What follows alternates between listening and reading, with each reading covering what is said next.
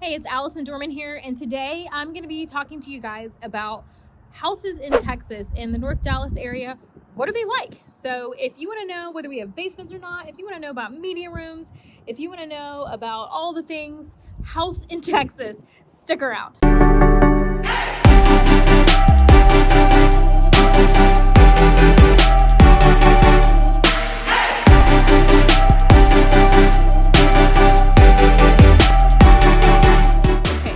It's a beautiful day in Texas.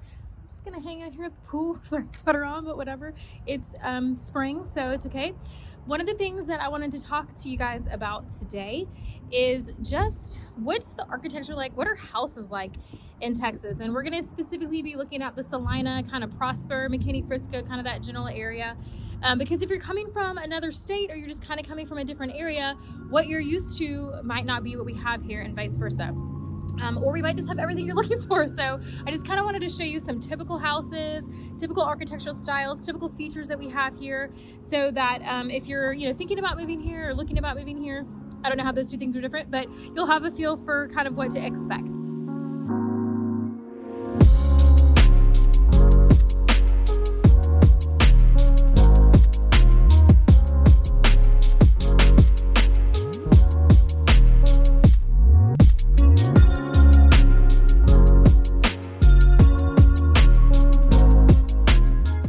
Okay, so you're still here. That's good news. That means that you want to learn a little bit about house styles here in the North Dallas area. So again, we're kind of looking more at like Frisco, Prosper, McKinney, Celina areas. And I know when we moved here from Georgia, one of the things that we were used to were basements. And it's really actually rare to find a basement in this area of Texas. And the reason that is the case is our soil can sometimes be really rocky. And so the likelihood of being able to dig out a basement for a builder, not only would it make your house cost like gazillion dollars, it's also just probably not worth the work that it would take for them to make that happen. And it would be very inconsistent because some yards might be really rocky and then the next yard might not. And it would just not, like I want to fight my neighbor because they have a basement and I don't. So just because of our soil composition here, it's very rare to find a basement. Typically, if you stumble across a house that has a basement, it is in an area that's like way north of here, maybe more like Sherman Denison area in a much older home, maybe like 60s, 70s built, or it might be one that's in actual Dallas. Again, that was probably built more in like the 50s or the 60s. So just know that if you are a basement lover, you're probably not going to find one in this area. However, don't start crying yet, because what they've done to compensate for that space is they just put it into the house. And so one of the things that we do have here in this area, as you're looking at homes, you probably keep seeing things that talk about having a media room and having a game room. And so just to kind of help you understand a little bit what that is, I mean, I know you know what a media room is, but typically a media room, they don't have any windows. And as you're building, you can obviously choose to add windows. Some people like to do that. So they have the option to use it for different purposes. But typically a media room has no windows, and you kind of paint it like a kind of a moody dark color. And it just has very kind of soft ambient lighting. And it's just a place where you enjoy the media. So you might have a big screen TV in there, might have a projector in there, but it's a place that the family can gather, or that you can just kind of snuggle up with a blanket if you want to, and you can catch a movie. Obviously you could watch TV, play video games, you could just sit in quiet and read a book. Speaking of quiet, I'm so pumped that a giant cement truck is driving behind me right now. Perfect timing, right? But that's kind of what the media room is for. It's kind of a dark, cozy place where you can just kind of have good acoustics and listen to your movie or your games, and it's just cozy. And usually that's kind of set aside from the rest of the house. And then another thing that you'll see a lot here, again, to kind of compensate for our lack of basement, is you'll see game room. And honestly, this is just usually an open space that's just flexible. Some people use it as a playroom if they have younger kids. Some people use it as more just like a second living room. So if you just kind of want to have, almost like upper floor and lower floor, different living spaces, then you can do it that way. If you have teenagers like me, it's kind of nice to have a little, lounge area or place that they can go with their friends, and it's still kind of open, so you don't have to worry about what they're doing. But like you can put a pool table, foosball table, you can just put couches and stuff, whatever you want to do. But those are just kind of a fun little option to have as just some extra space in the house, so you don't feel like you're all on top of each other. So even though we don't have basements, We typically do have in Texas media rooms and game rooms so that you have that space kind of dispersed throughout the house to enjoy. Okay, so I also want to talk about the materials that are used in the house, how that relates to energy efficiency. So we talked about how we have obviously lots of heat here in Texas. If you're already looking at Texas videos, that's not something that's probably like, oh, shocking, it's hot there, what? Like most people know that Texas is kind of a hot state. So our houses are built obviously to, like combat that, if you will. So a couple things that the builders here do to just kind of make your home as energy efficient as possible and help it, just kind of stay as cool as possible so that your electric bills aren't like, ah! Some tips I have for you in that regard. So number one is a lot of the houses, you want it to face a certain direction. You don't want that, hottest sun beating in on your house where you're going to be spending the most time. So that's one of the great things when you're, working with a realtor, that we can kind of help you look at where is this house going to sit on the property and where is that sun going to be coming in. So that is something to keep in mind. But another thing they do here, a lot of the houses will have a radiant barrier, and that just kind of, again, keeps a lot of that sun and that heat trapped in the attic instead of kind of getting in through the rest of the house. And then a lot of them, obviously, especially because we talked about the age of the house, is relatively new. And so I know, again, coming from Georgia, our house was built in 1986 there, and it was lovely and it was amazing, and we, enjoyed it and all that. But the energy efficiency just wasn't the same.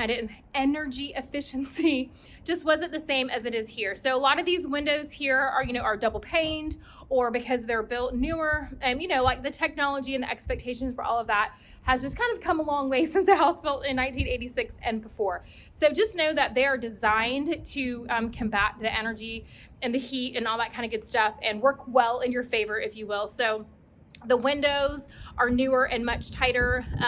Like we talked about, even the insulation in the attic, the radiant barrier in the attic, and just a lot of the materials, again, that are used are designed to help the heat not bake you inside your house. So those are just some cool things that you can just know coming here. You don't have to freak out. Like for us, our bills were a lot lower here in that regard because we weren't having to use, like the air conditioning as much, because the house was kind of designed to be better about that. Again, because it was newer and it had more kind of updated technology in regards to energy efficiency. So that's something, again, that, we can help you with as you're looking for a house, especially if you're looking at a new house. A lot of them, have really great energy efficiency ratings and things like that the builder kind of can share with us as we're sitting down to talk to them. So just know energy efficiency is pretty good here, and they're designed to kind of keep your house as cool as possible, especially when the heat is on. Okay, so let's also talk about the exterior of the homes in Texas. And again, a lot of this depends on the specific development that you're looking at and the specific town. But for the most part, in the Prosper, McKinney, Celina, all those areas kind of in this really North Dallas area, you're going to find lots of brick. And as we kind of go through some of our neighborhood tours, you'll see what we're talking about. And a lot of that is just because of our weather. We get extreme heat in the summer. And I say extreme, I guess if you're from Arizona, you don't think it's very extreme, but we do get some high heat in the summer. How's that? And we talked about before how Dallas is actually a pretty windy city. That's why I have this awesome bun right now. And Dallas also gets hailstorms from time to time. And so I think a lot of builders just choose to use brick because it's very durable, it's very long lasting. You don't have to worry about, pressure washing it all the time. And you don't have to worry about, it getting affected by the elements, if you will. And so it just kind of makes for low maintenance in this area. So you'll see lots of brick. A lot of people obviously are painting the brick now, like white and gray and all the kind of trending colors that are really cool. But you will see some houses that have more variance to the architecture, but that's just what you typically see here is brick. Whether it's painted or whether it's kind of the traditional reddish, tones is kind of up to the time and all that kind of stuff. And then another thing that's not really big here are front porches. Again, I'm from Atlanta. We have huge wraparound porches. Everyone sits outside and on rocking chairs, just like you're in a country music song. I don't even know, but so in Texas, there's not a lot, again, in the North Texas area, there's not a lot of front porches. And honestly, I think a lot of that has to do with the way that people want the house to orient. The sun coming in can be really, really hot.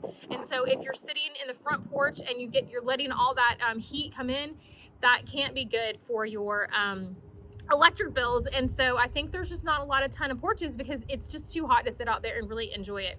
There are some people that have them, but it's not as common here. Most people spend their time and put their money in the back porch with lots of really nice covered patios. Lots of, you'll see, you know, covered patios that have extended, you know, decks, and some of them will put in the outdoor kitchens. Obviously lots of people have pools, but even on your covered decks, you know, you'll have fans and things like that just to kind of keep the air circulating so that you can enjoy that space almost year round. So even though we have short little winters here and we do have hot summers, if you're in the shade and you have that back patio, you're able to enjoy being outside still most of the year because you can just go out there when it's not the peak sun time, if you will, and enjoy it. And again, if you've got the fans and it's pretty covered, then you're good to go. So just know, not a lot of front porches, definitely more back patios here, and most of what you're going to see is brick. So if as you're driving around, or if you're checking out some of the home tours that different realtors or my team has, you'll see that as like a common thread of the houses are mostly brick. Okay, so you can see in this picture that these houses have garages, like rocket science, right? Thank you, Captain Obvious. But the reason that I wanted to show this to you is that you're going to see, as you're looking at houses in Texas, that some of them have a 2-car garage, some of them have a 3-car garage, and obviously some can have more. But the reason that I really encourage all of my clients to get a 3-car garage, if it's something that's in their budget, is because they end up getting used for storage a lot here in Texas. So we already talked about how most Texas homes do not have basements. And depending upon your price point and everything, you might not have tons of outdoor storage in the back. Or it might not be just accessible to get what you have back there, you know, like out to the street if you want to have bikes and toys or pool equipment, whatever back there.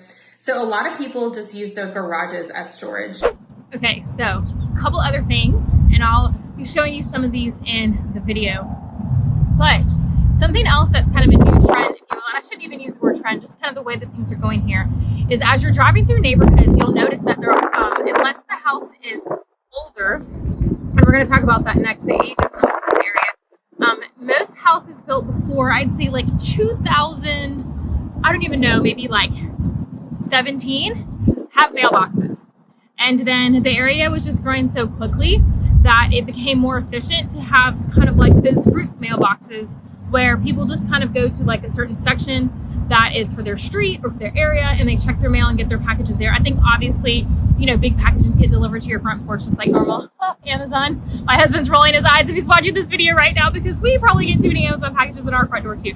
But just know that you'll see some of the, again, I'm going to use air quotes for older, but if a house has a mailbox, it's probably 2013 or older. And then if it doesn't have a mailbox out front, it's because it's one of the newer homes, and that's kind of what they're doing now, is kind of those group mailboxes. So let's go ahead and talk about the age of the homes here.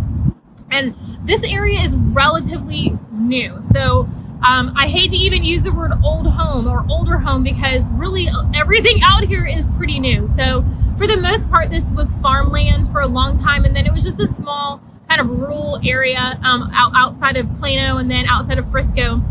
But now this area is booming and happening. You can see like I'm sitting on a playground in a master plan community.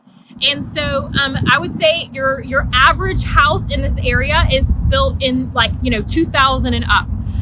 So, when we talk about old in this area, it's like, oh, it's 10 years old, like it was built in like 1910, So most things are 2000 and newer. Obviously there are houses that have been here for a while. A lot of them have more acreage, maybe no HOA. And they've been here for, maybe like 60s, 70s, 80s. But most of the houses in this area, like I said, are maybe late 90s, to 2000s. And obviously it's still coming as this area is getting developed. So just something to know, not very old here. Not a lot of old things to worry about. Okay, one of the last things that I wanted to talk to you about is lot size and fences. So again, coming from a different state, not everybody where I came from in Georgia had fences. In fact, our development, you know, everybody had like an acre or so, and it was kind of the design of the builder was to not have fences so that it felt more open and spacious. But obviously when you have pets or maybe even children, it's so nice to have a fence because then they can play outside or the dogs can run around and you don't have to worry about what they might be getting into or getting out of, right? So one of the things that I really appreciated about Texas, and I'm kind of showing this behind me, is there are, I can't even think unless it's maybe, like I said, an older home, but almost every property has a fence. So when you come into these master plan communities, really everything has a fence already. It's not even something that you have to add in after you buy. It's just kind of part of the way that they design it so that everyone kind of has their own section. The yards are not huge, so that obviously depends on price point. That depends on the specific builder and lot that they have available and things like that. But just know that they can go, you know, from an average lot size here is about 50 feet. So it's like, you know, 0.1 something of an acre. So it's not ginormous, but it's definitely, you know, enough to enjoy. And there's people who put pools and all kinds of fun stuff in every size yard we've got. So no matter what you're looking for, you'll definitely find something that fits your needs. But just know that everybody has a fence for the most part. And the lot sizes just kind of vary by price point, but on average they're about 50 to 60. And then, you know, if depending upon what your budget is and maybe how far out away from the development you're going, that's where you might be able to get a little bit more space or a little bit more land, unless you're buying an older home. Again, air quotes in those older that was like 1980 and you know, already had acreage because it's been here for a while. So anyway, that's what I got for you. Okay, so hopefully now you have a better feel of kind of what some of the typical architecture and features of homes are in this North Texas area. And remember, first, subscribe to my channel, please. So that way you don't miss out on anything that comes out. Each week we try to do, you know, home tours and just different things about the area so that you know exactly what's going on. This area is changing all the time and you want to make sure that you know kind of all the latest stuff, if you will, latest information. So subscribe. Sorry, I'm repeating myself, but subscribe, just kidding. And then also just remember that one of the things that I absolutely love doing is helping people move to this area. So if you know someone who's looking at moving to the Prosperous Celina area, or maybe you are that person and you just kind of have some questions, you just want a resource, you know, I am happy to be that person for you. So my contact information is below. After you click subscribe, then you can just shoot me a text or an email and let me know how I can help you. Have a great day or night, depending upon where you are and what time it is.